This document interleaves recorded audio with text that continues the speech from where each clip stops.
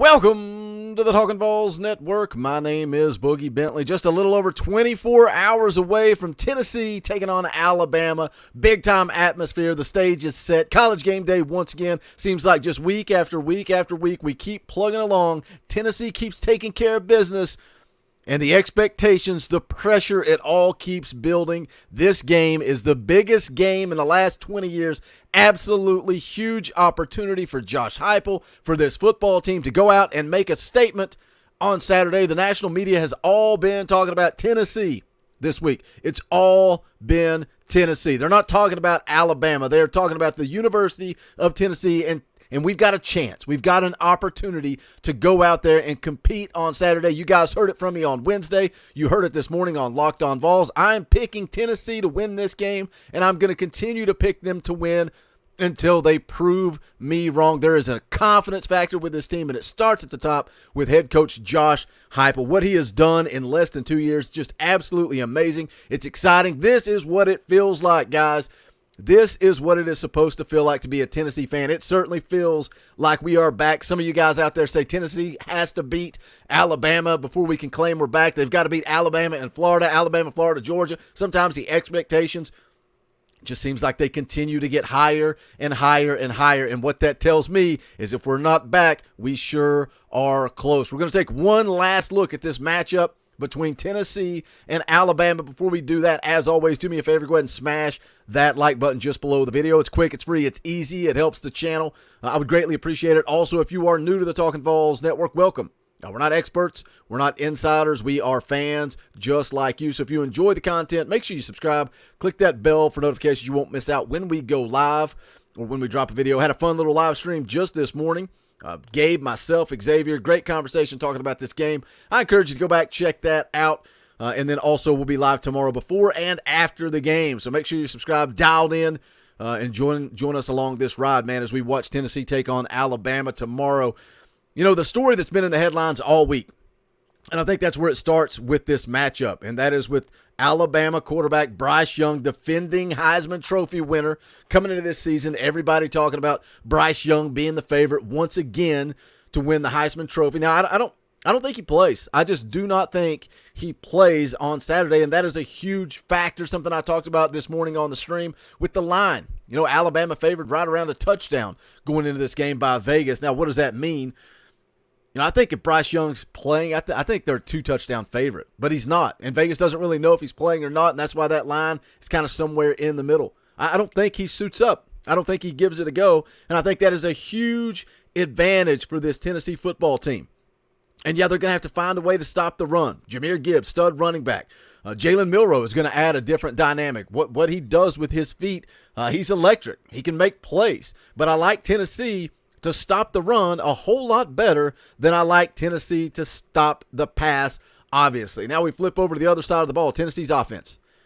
Everybody's saying Bryce Young, Heisman Trophy front runner for this season. This is Hendon Hooker's opportunity to make a statement. Not just the football program, not just Josh Heupel. This is Hendon Hooker's chance to go out, make a statement, leave his legacy. If Tennessee wins this game on Saturday, we're going to wake up on Sunday. Everybody's going to be talking about Hendon Hooker. They're going to be talking about Heisman Trophy frontrunner. They're going to be talking about potential national championship contenders, SEC championship contenders. The quote from Rodney Garner, nobody came to Tennessee to go 7-5. They came here to win championships, national championships. Everybody will be talking about Hendon Hooker as the Heisman frontrunner if they find a way to get this win on Saturday. Now, he's got his hands full. This Alabama defense, they're the best in the SEC against the pass, but they're also the best in the SEC against the run. What they do against the passing attack, giving up only 166 yards per game. Now, I made the video talking about Jeremy Pruitt earlier in the week, and he made the statement that officiating was going to play a big factor in this game. Do they let the Alabama DBs play physical? Do they kind of let things go? Do they let them go out and play football? I don't care what they do as long as they call it down the middle. If you're going to let the Alabama DBs be aggressive and physical, you better let Tennessee do it, and you better not be throwing flags for Brew McCoy on offensive pass interference. So you just call it down the middle, and we'll go from there. But what does the Alabama DBs look like? Can they stop? Have they faced a group of wide receivers like Tennessee has? Now, same as Bryce Young, I don't expect Cedric Tillman to play. I just don't think he's going to play. I don't think he's ready. Josh Heupel made the comment he's got to be 100% to go out there and play, and I don't think he's 100%. But Tennessee has plenty of weapons, and one of them starts with Jalen Hyatt on the inside in the slot. Already got 388 yards and 5 touchdowns on the season. Leading receiver for Tennessee. Brew McCoy really starting to come along. 20 catches, 351 yards, 2 touchdowns. I like Brew McCoy to go out. If Alabama wants to be physical, I like Brew McCoy to go out there and be physical and make plays. Ramel Keaton has stepped up in the absence of Cedric Tillman. So when you look at Alabama's numbers and you talk about the fact that they've got the best pass defense in the SEC, have they faced a team like Tennessee? I've said it multiple times. I think Tennessee can go out and score on any team in the country. And I think they can win a shootout with any team in the country. Call me crazy. Can Alabama's offense, if Bryce Young doesn't play on Saturday, can their offense keep up with this Tennessee offense?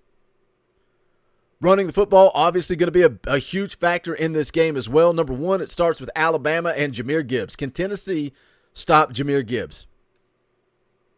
64 carries, 532 yards, averages 8.3 yards per carry. 8.3 yards per carry through 6 games. Guys, that's not, well, we played a couple of cupcakes and I'm averaging 8.3 yards. That's against league play. That's against a Texas football team early in the year.